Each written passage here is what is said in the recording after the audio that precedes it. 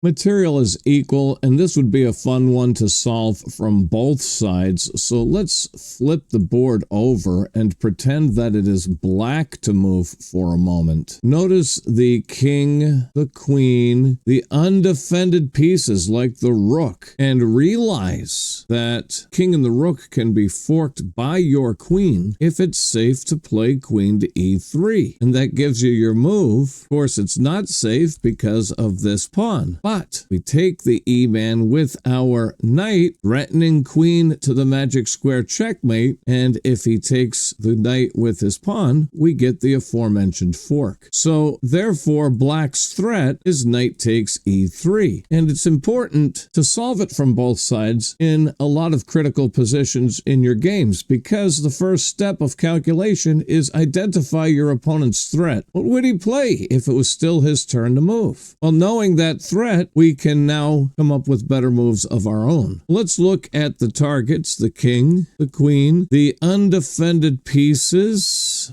Nothing's undefended besides.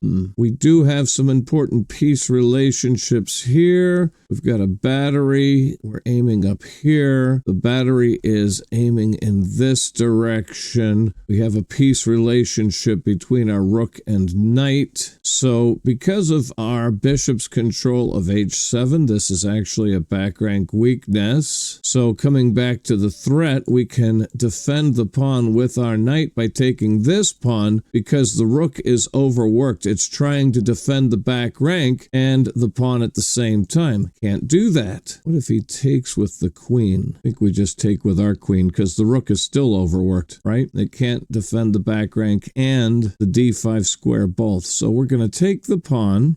He did take with the queen. We'll take the queen.